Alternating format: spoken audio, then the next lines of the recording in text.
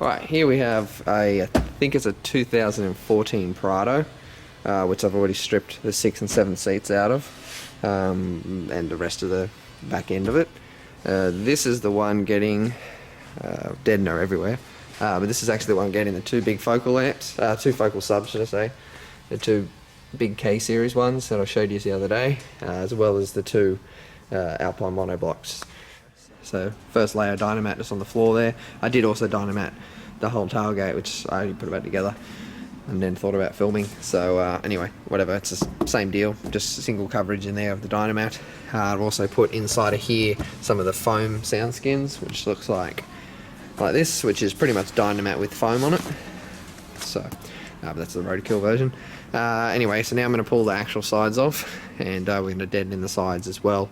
Because again, it's going to be a pretty loud setup. We've got the whole back stripped out now, both sides. As you can see, we've deadened wheel arches, the actual inside, which is the actual metal of the car, up there. And sort of done coverage that's worthy of doing coverage. There's no real point, tiny little bits in there and whatever. Again, I've done what I can get to there. I've done also in the back as well, for about half of that. And again, I'm not pulling out the entire blower there to get into there, but we've done a fair bit of coverage. Alrighty, so the first thing we're going to be doing with this one is, what I'm going to do is actually trim the floor just with grey carpet, and just wrap that grey carpet just up into the sides, and I'm just going to put it over this bit of wire and just have it come up into the rubber seal. Then when I click in my next panel, I'll be able to just make the wood simply go from the back of this hump until it gets to the front here, and then I don't have to try and cover this up. It'll literally just be carpeted over. Look at this, I actually have a cameraman for probably the next like 20 minutes. Fucking high tech. Alright, so what I'm doing is just using double-sided contact adhesive, and I'm just going to spray it. I've just taped up a little bit here. I'm just going to spray right up to underneath the actual rubber, and then obviously contact adhesive on there. We'll spray this bit first, stick it down, and then we'll just fold it back and work our way back. It's pretty easy to do, but this will be the only tricky bit, is just making this half look a little bit neat.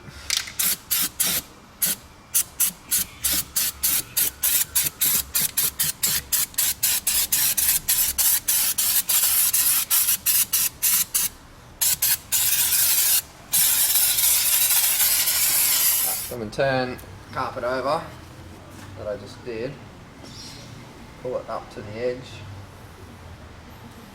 and we'll just push it down. Like so. And then we'll just kind of stick it to the cables and over like that.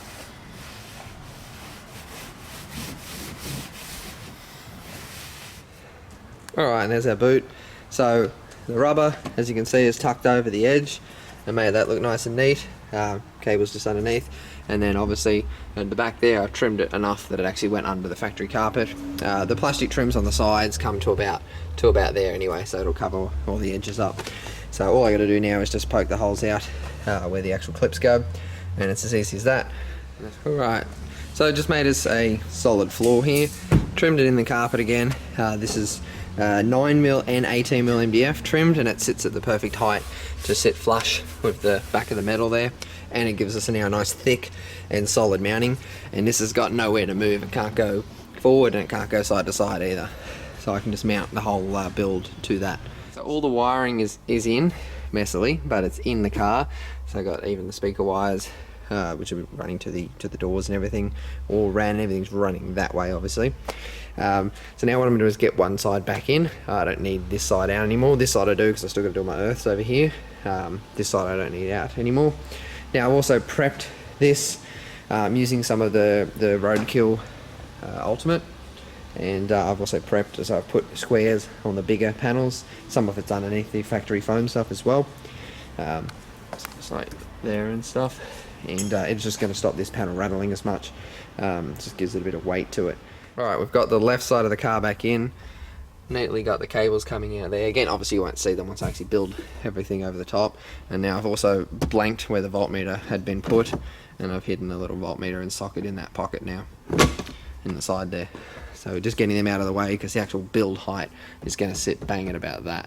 So I'll probably build it to that height to the bottom of that pocket anyway. Now, I'll be bolting my earths in for this one just straight through here. This actually goes straight into some real thick steel here in the bottom of the floor, which also bolts through. It's actually a seat belt mount, which is the rear belts I've taken out, so I know it's a strong piece of metal.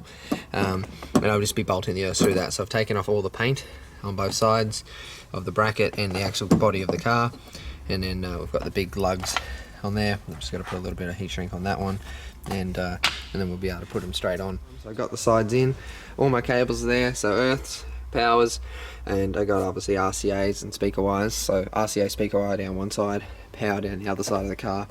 As I said, the sides are all back in, so we can start designing the box in the front section here. Then there'll be like a divider, which will be the back of the box, and then the amps on that side. And then because of this height difference on the floor, the cables will be able to just run up through the floor and into the where the amps are going to be. All right, here we have, these are the two amps that we're running for this build. So I'm going to unbox them here for you and just show you what they actually do rated power, because they have a birth sheet on these. So these are 1200 RMS rated, and what they actually do, this one does 1289, and this one does 1287. There you go. So these do a little bit more, nearly 100 watts more than they actually are rated for. And there's the two big focals, which are pretty chunky subs, and the two Alpine monoblocks. So that's the gear. There is also an Alpine X Type 4 channel, which got our floor in. So I ended up actually making the floor go almost all the way back there anyway, so probably didn't need to trim the floor, but may as well. Anyway, so that's the floor itself, the majority of it. Now I'm going to make the sides of the box, of the actual build, come right up to the front here, and then they can go like that across and cover in there. On the other hand, the actual box will probably be set back, say 5 or 6 centimeters, so that the actual front of the woofers will be in a little, so that they're not right up against the tailgate. So this is the floor of the box and the two sides. Obviously the box is not this big. The box will probably start about there and finish, you know, kind of here in the middle, and then there is room at the back for amps to sit, and I think there might even be a power inverter going in.